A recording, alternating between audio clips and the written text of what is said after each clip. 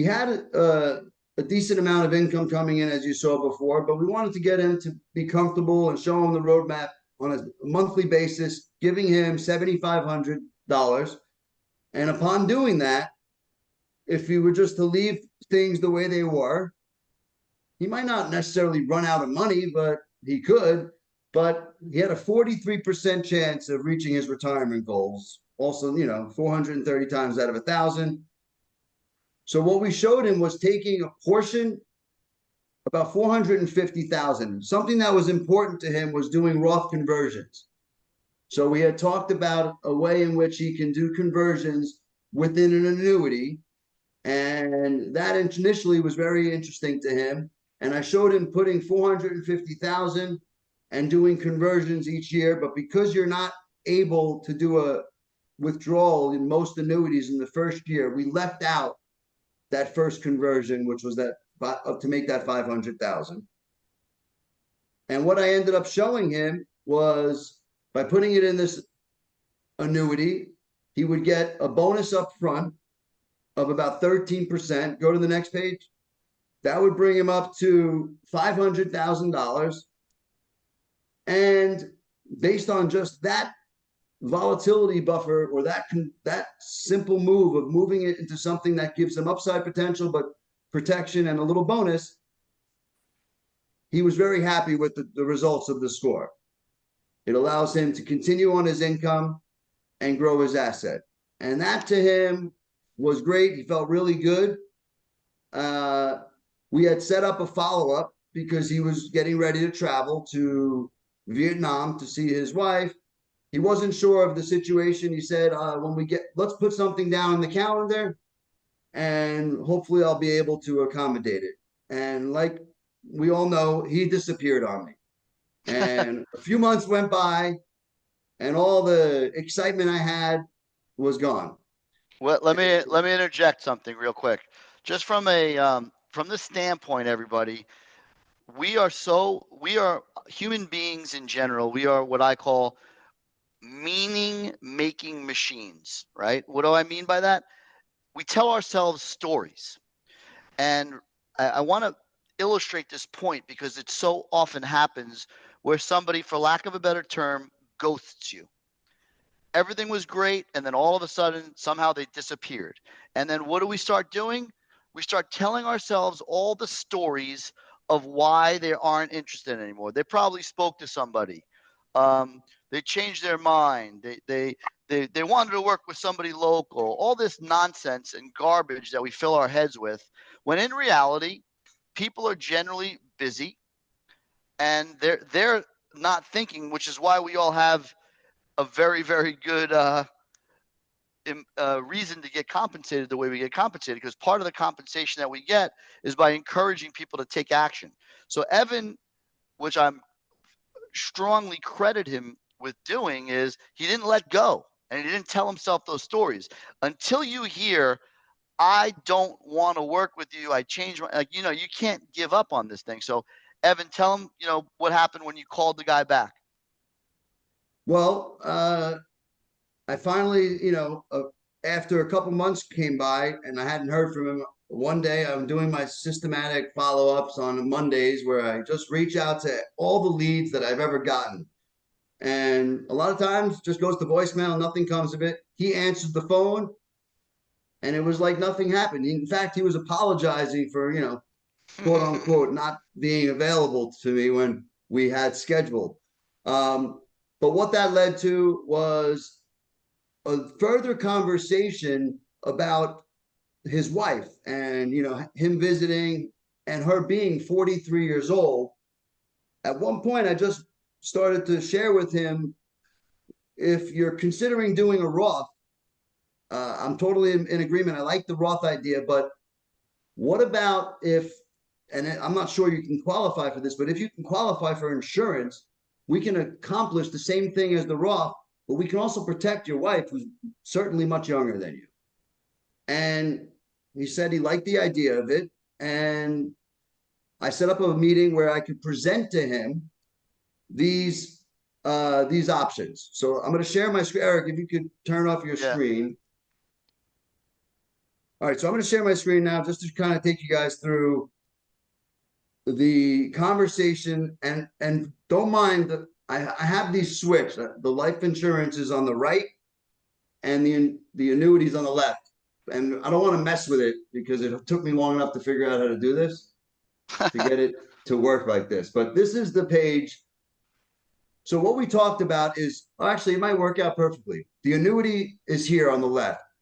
This program, he put in 450. Like I told you guys before, he's not able to take a distribution for the first year. So we left the first 50 out so we could fund either A, the Roth, or B, we could fund the life insurance. After what I highlighted to him was this allows you a return of your premiums over 10 years. So you're able to put 500 in, 450 in, get that bonus, and then they'll count the 9 distributions at $50,000. They allow you a return of your premium. What's unknown is the outcome of the performance. And as you can see in this example, taking out 50,000 consecutively for those 9 years, he still had a remaining amount of 370,000. Eric, somebody's trying to get in the room. Do I let him in? Yeah. Okay.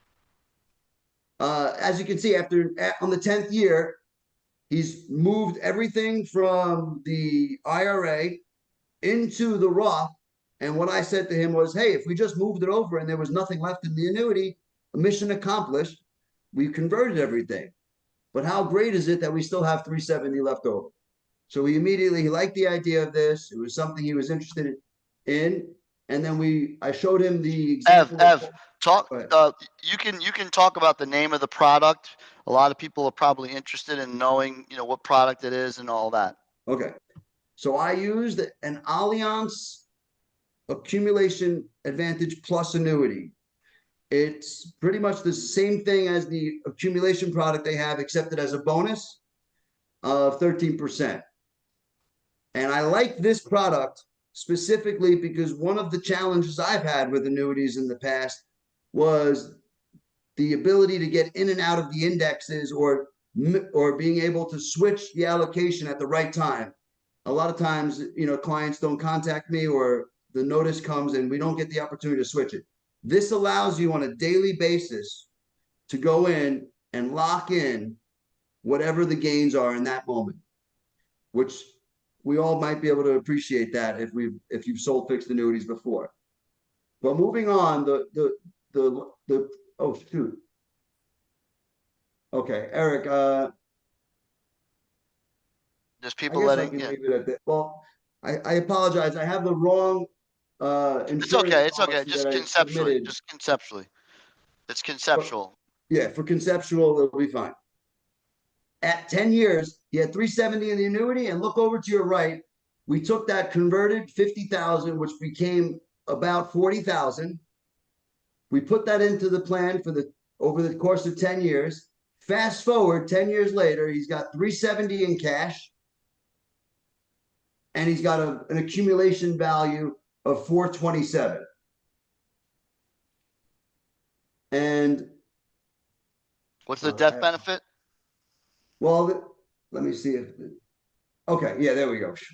And then the death benefit of about 687,000. The one that I ended up completing and doing, it's about 707,000, the death benefit. Because he also, just for the product that I used was the Allianz Life Insurance Accumulation Advantage, because it has an automatic 2 upgrades. If someone receives standard, they'll automatically, through the promotion that they're offering, get preferred plus. And being 73, I thought that was something that we want to take advantage of. So after showing him this, the same way I felt, it was a no-brainer. He's got a young wife. He was able to get his conversion done. He was able to get a conversion done. He still had the $427,000 in the cash of this account and 370. So he was feeling good and liked the program. So at that point, he decided, I asked him what he'd like the next steps to be. And he asked, how do I get this started? And by the way, as part of our training in the 6-step sales story, we always tell everybody that. And it took me like 6 years to convince my brother to say that freaking term. And finally he did. And Ev, what happened when he said that? He said, well, I want to know if I can get approved for if I'm eligible for the insurance, and I want to get the process going to start doing conversions. And he's Right. So just turning. it moved down the field. That's what, it's not a magic thing where you're going to get people to say, all right, let's sign, it could, but the point is that question generally gets people moving down the field in the way that you want. If you've done a good job, as Evan did, is presenting a strong reason of why he's better, 43 to 99 and all that. Everything flowed really well. Peter, do you have a question? Yeah, you started out by taking 40,000 out of the annuity instead of putting the whole thing in. But where does the other 40,000 for 10 years come from? No, it's coming from the annuity, Peter. Oh, okay. He's taking the draw. Okay, I got it. Yeah, 10% a year. You got it. 10% becomes 40K. So we got into the process of submitting the applications. Obviously, I was feeling very good in this moment, as would everybody. And then the only next steps was that he had to complete the transfer form, which we printed out. I emailed it to him, and he just needed to sign it. Now, keep in mind, this guy's an engineer, so he wasn't able. I didn't get him to sign the applications in that meeting. What ended up happening was, logically, he wanted to review it. And even though it wasn't the most exciting news, of course, was in agreement with it. So I did decide to let him review it. And, he came back with some questions about a week later. And, I answered the questions. Then he said he was okay. And, all right, I'll get the form to you. He disappeared for another week. I'm like, what the heck's going on? Finally, I reached out to him again. I said, Jack, what's going on? He's like, listen, I'm meeting with somebody else on Monday. I'll make my decision on Monday. I'm like, what the hell? I'll make my decision on Monday. I said, okay, I thank you for being upfront and sharing that with me. So we finally meets with the guy on Monday. Obviously, I didn't call him Monday at all.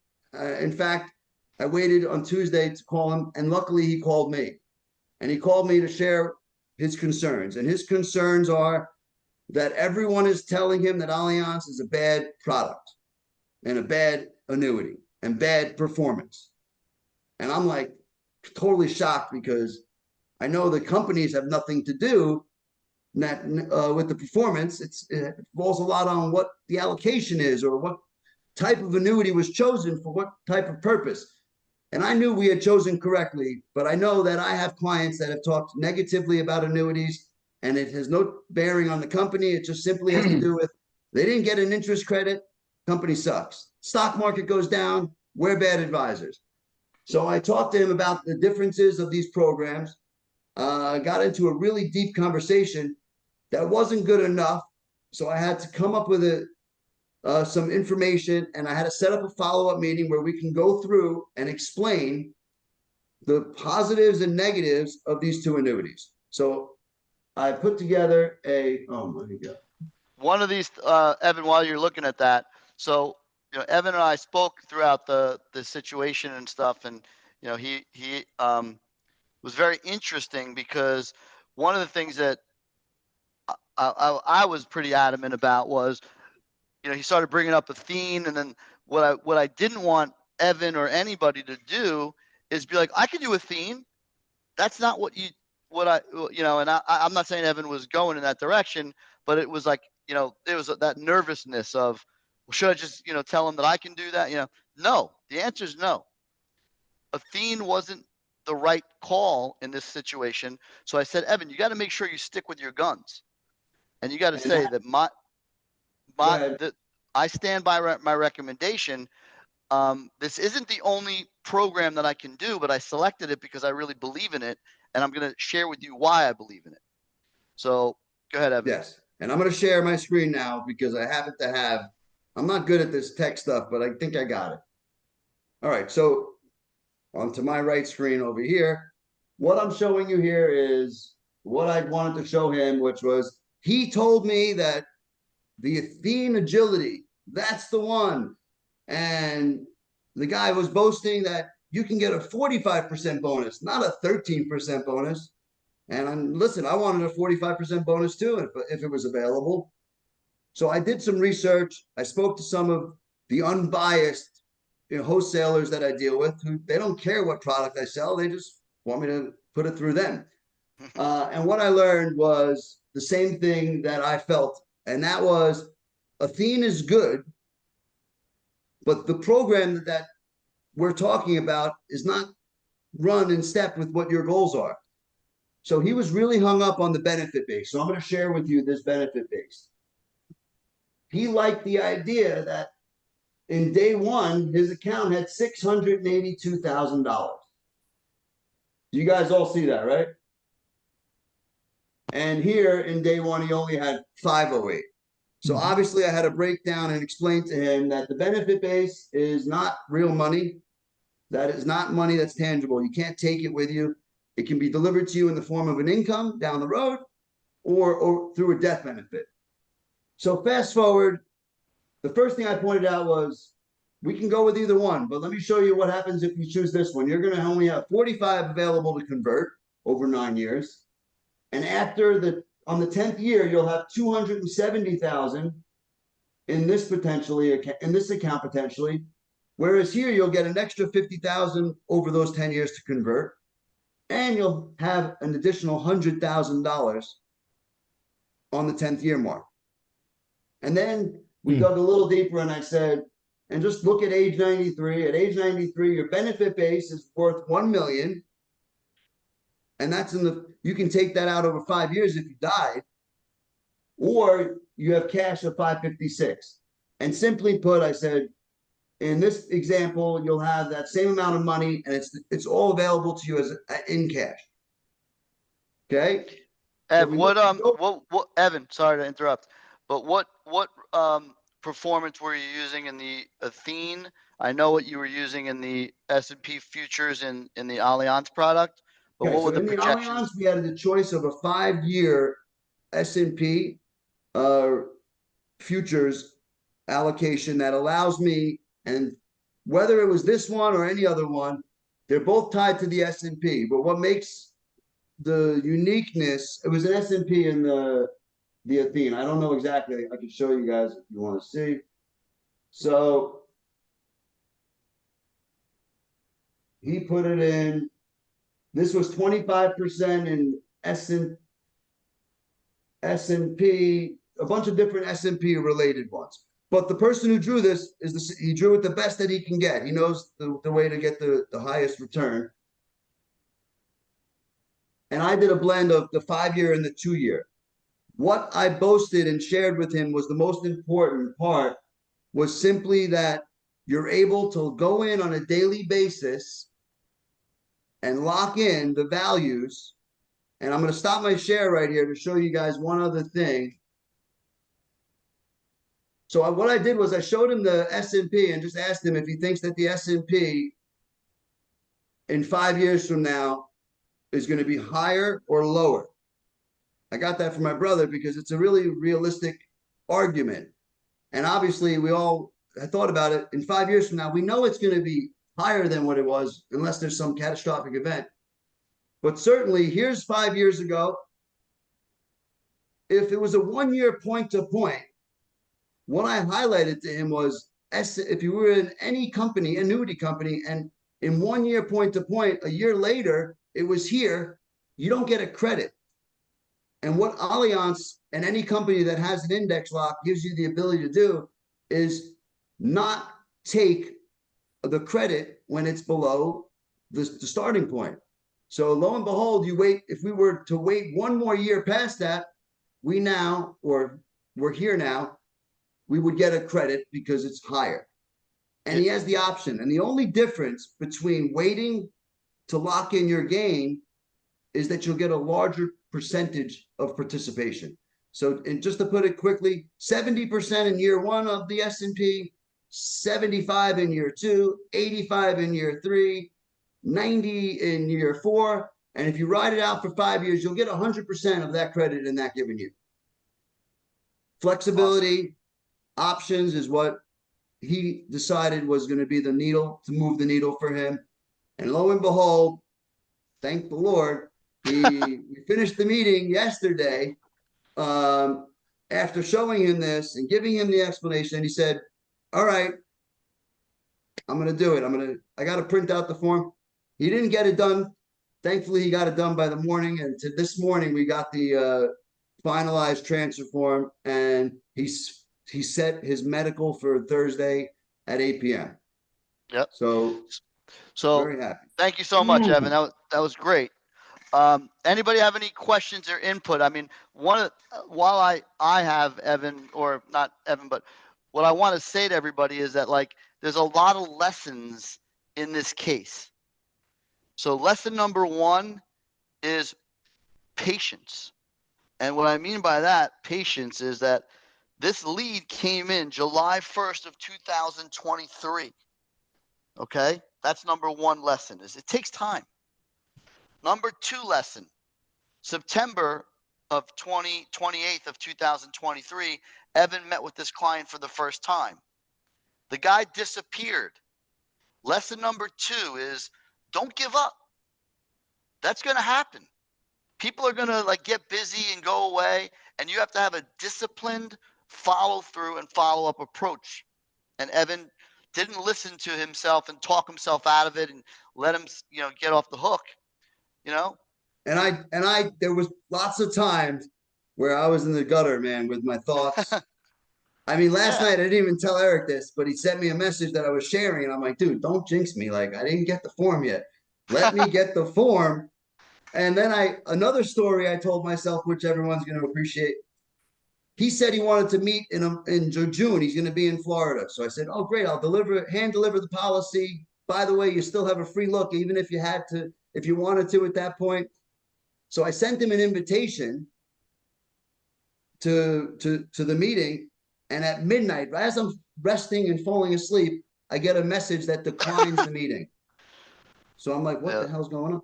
And I thought immediately that he reviewed everything, but he actually just hit the wrong button. And that's what Eric said was probably what happened. So moral of the story is don't let your head get you in the gut. Don't let you tell stories.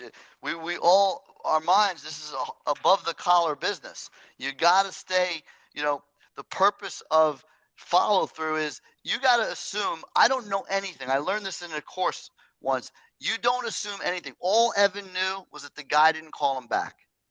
You don't know why. His mom could have passed away and he was depressed for 3 months. You have no idea what the reason is. You only know. And then when he called, what did he do? The guy apologized. Yeah, it was amazing. He made me feel like he was in the wrong, and all the stories, all the BS in our heads. So all right. So then the third lesson is patience. I will give Evan, like, the guy said yes. Evan played it like really smart with the amount of follow-up and the timing of the follow-up. Didn't come across too desperate, that kind of thing. But the other thing, when that competition came, imagine if Evan just shifted and just broke down, was like, I could do Athene. No, that would have been such a huge mistake. Do your research, stand behind and believe in what you're recommending. And it's okay to give people options, but don't just fall to him saying, oh, this guy told me Athene's better. Oh, I could do Athene. That would have ruined all of Evan's credibility. So Evan stuck with it. Yeah, go ahead, Evan. And one other thing that I wanted to say was there was 2 insurance policies that I was considering. One was National Life because it has the riders and it has the income. And initially that was like where I was. I was all in the income and thought, but after, talking to the client, finding out that he hasn't been to the doctor ever, but he's healthy as an ox, because I was boasting on the index lock and talking so much about it, and the fact that Allianz offered the 2 upgrades, I went with that program because it has the same ability to lock the indexes on a daily basis, which was obviously something he found value in, and the part with the getting the approval. I had a couple of cases in the past not get approved, get rated, and then Allianz was able to get them up to preferred. So definitely Yep. something for you guys to consider. Awesome. So, first of all, Evan, I think you did a great job in this case. You did a great job presenting. And for those of you that think I'm doing that because he's my brother, if anything, I beat the daylights out of him harder than anybody else because he's my brother. So Yeah, I get it good. I really do. I credit you for a really good job on that case and a good job on delivering how you accomplished it. And I one other last thing I said, and I kick myself because it happens to me every time I do it. I'm kicking myself now. Every time I get the discipline to force myself to sit down on a Monday morning and do what I hate doing, which is calling all the old, not hot to trot leads. And then all of a sudden, I laugh at myself and I come in, I tell my brother, oh, I got 3 more cases back on the books. And the biggest thing I could share with everybody is don't think because the lead is older, it might be more seasoned. We like to marinate a steak for a while. Sometimes they're marinating, and that moment when I'm calling, they're ready and fired up to take action. And everybody else that said they were going to follow up didn't. And now I'm in a better position to start. Yep. Good job, Evan. So the thing that I was going to say is, I mean, again, we're all in this to make a living, do good for people and make a living. And on a 7.5%, I just want to, I like to have fun with these things. So on $450,000 times that by 0.075, I think Evan's at, that's a $33,000 revenue. And then the 50, is it a $50,000 premium or $40,000 life insurance is the 28 target. Okay, so it's basically another 28 grand, roughly. So call it 25 grand. So 33, 43, 50. It's about $60,000 of revenue on one case. And we're all blessed. We're all blessed to be in an industry where you can make that kind of revenue. But, Evan worked hard for it. The IFW worked hard for it, spent, some money, and Evan spent money and all that. So anyway, Peter, did you have a question? Peter Regenier? Yeah, I was you got it the second time. That was good. The guys that he said he wanted to speak to, what kind of, were they CPAs? Were they financial people or Good were question. they neighbors? Oh, well, the client himself was an engineer. So we all know how that goes. Well, the definition of an engineer, ask him what time it is. He tells you how to build a watch. That's right. Okay? The truth is, he told me that it wasn't just one person that told him Allianz was no good. Yeah. It was 3. So I literally was, walking on eggshells with everything, but I just talked to other people and I just reminded myself of how I've allocated somebody incorrectly, whether it was in a mutual fund portfolio when I didn't know better, so I didn't know what I was choosing, and then I became either good or bad in the eyes of the client based on the performance. And I really felt that he was telling me about someone's negative experience. And what really reinforced it for me was 2 minutes later when I spoke to I had a client who wanted out of her Allianz annuity, talking negatively about it, and wanted out of her Athena annuity. And then when I realized what she was in, she hadn't got a credit in 4 years. So of course she wants out. She could have got a fixed account and got 2% and been done better off. So it just tied into, whether or not the advisor understood what the goals were and whether or not the advisor understands, and we all might be guilty of it. I've been convinced to go into an allocation that I didn't know really how it worked. And then later I learned it was back tested against artificial intelligence using artificial information. So one of the things that I want to say, whenever you get that objection about the annuity or the product or this, one of the things to say is, may I ask what specifically that person said about Allianz that brings up your concern? Like, ask them to be very, very specific, because usually what happens, it's like, tell me specifically why an annuity is a bad thing. And then just be quiet. And generally speaking, they're not going to have a really good reason because it's just something nonsense that they heard from Ken Fisher or somebody that listened to Ken Fisher or somebody that listened to Dave Ramsey or Susie Orman that all own annuities. Yeah. All right. What other questions? Yeah, I have one, Eric. It's Manny. Hey, Manny. Hey, so for those of us using the DFS folks to dial, it's a combo question here. How do you suggest we do what your brother did in terms of following up when you have the DFS people calling? Is 3 days too short, too long? Should I call them as well after 3 days? Is Yeah. it 5 days? Is it a week?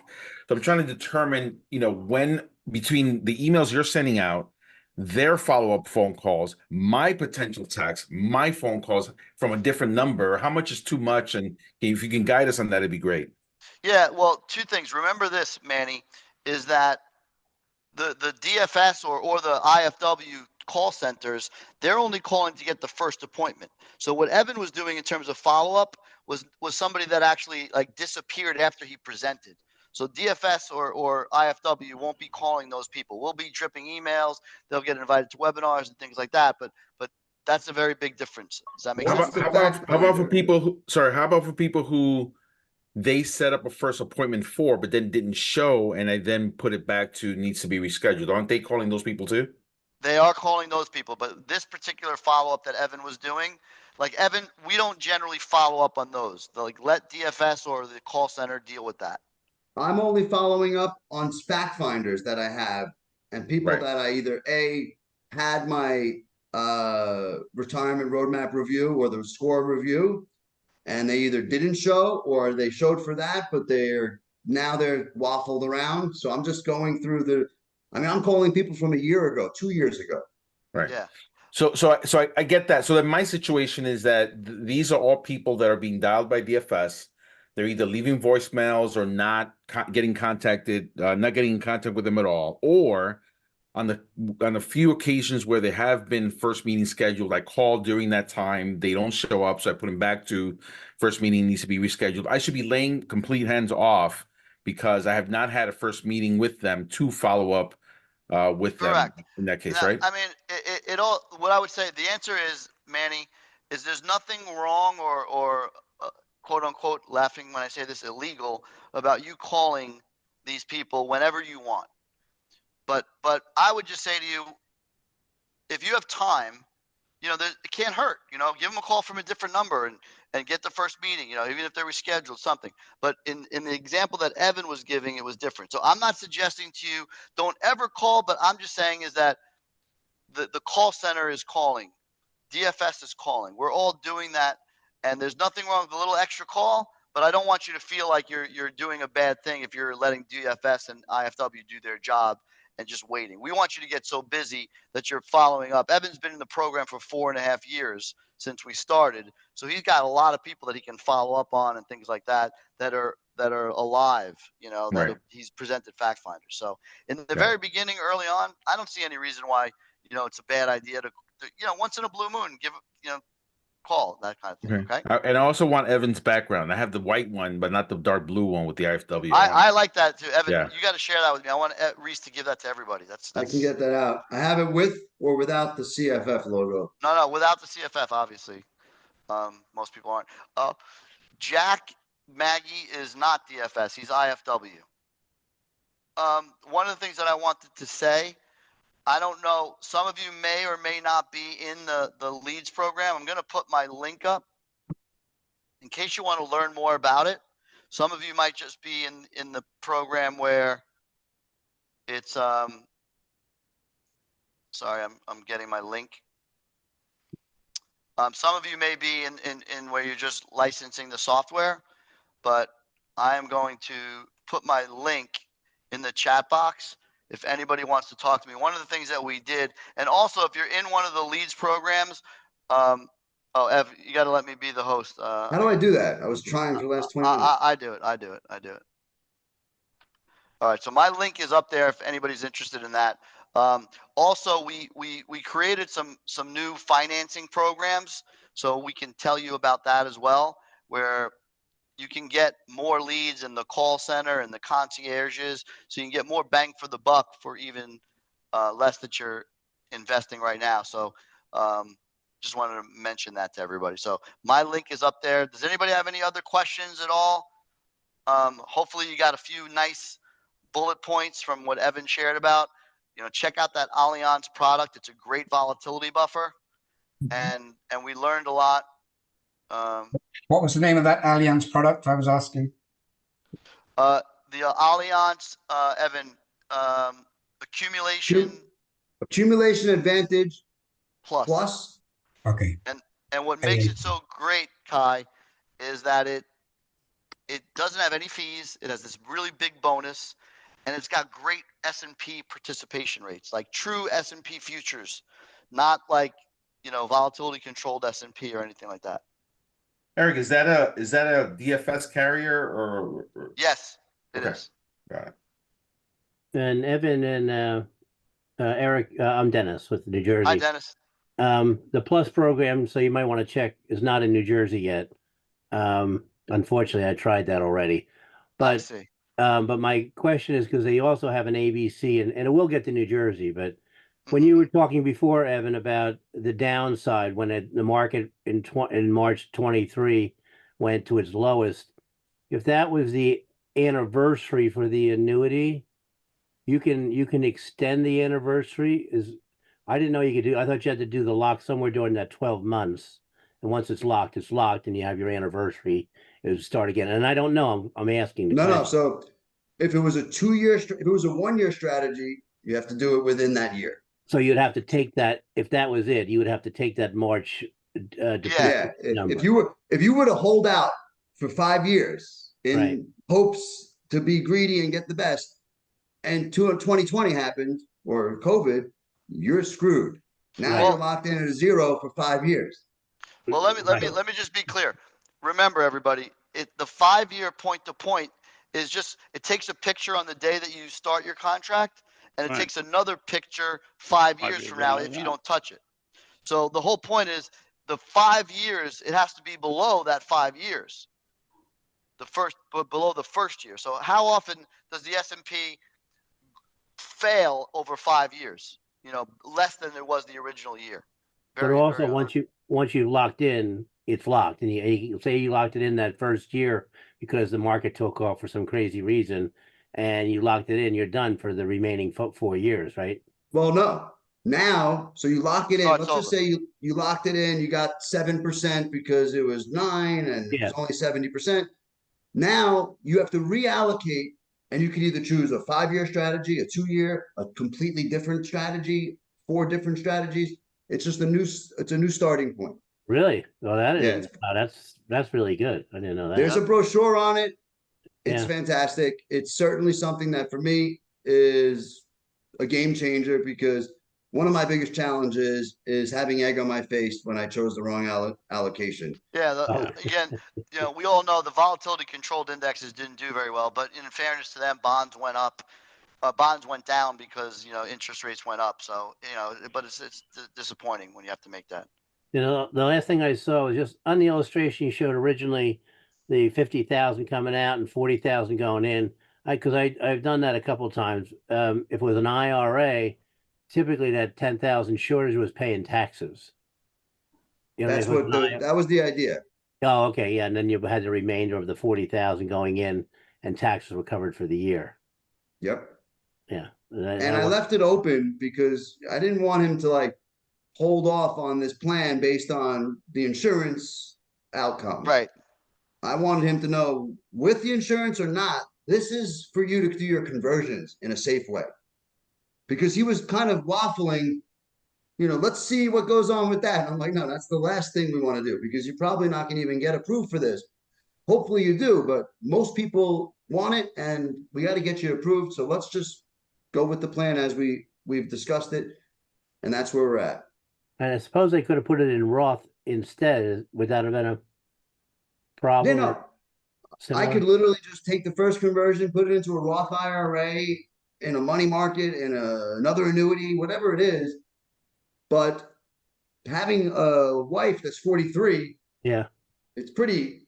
Yeah, and he has a daughter, and if they're important, and they were, and he was very hung up on detail of the beneficiary stuff and making sure his wife felt comfortable about it. So I took Evan, a was lot that of an time IUL? and- Yeah, it Was was an that IUL. Yes. Got it. Did you max the cash value on that, or how'd you structure that? Yeah, we did max death benefit. Oh no. Got it. Minimum Minimum death benefit. non-mech. Minimum non-mech death benefit. Yep. Okay. Yeah, like basically that's why the target was significantly lower. It was not designed. It was designed better for growing the cash Cash. and giving reasonable death benefit. Yeah, exactly.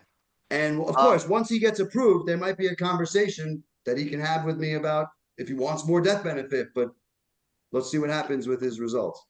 Did everybody see my a lot of people are asking for my link. I put it there again. So hopefully everybody sees it. Yeah, I don't see it. I don't see it. You may be sending it to an individual, not to the group, to everyone. I think I am. Oh, I'm sending it to the waiting room participants. Yeah. There you go. Eric, I'm just going to answer one question. Michael Flores. Yeah. go ahead. Yes, the answer is he could do it on someone else, but it's not the design of it was for death benefit purposes. Yeah, you really, in this example, he wanted the death benefit, and why? Because he's got a 43-year-old wife. Yeah. So putting it on the grandkids or something. All right, now I put my link, everybody. Quick question. You recorded this session. Where do we go to replay it? He'll send Reese is going to post it on YouTube. We have like a spot. Yeah. Thanks.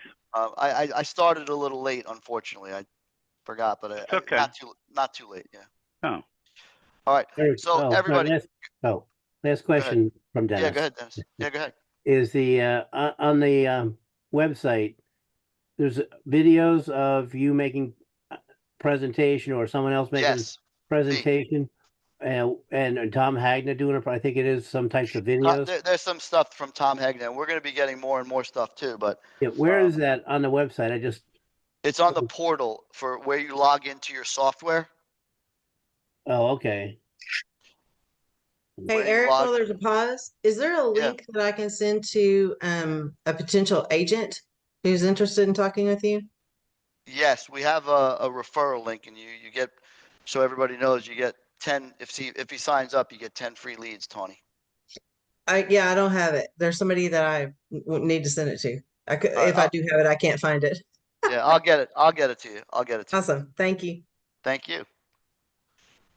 All right. So everybody, is there any quick final questions? And the reason that I want to end a little early, I have my niece's bat mitzvah to go to, so we're very excited, Evan and I, to go. Me to that. too. So, yeah. So go ahead, Evan. You can go. I'm going to go All as right. well.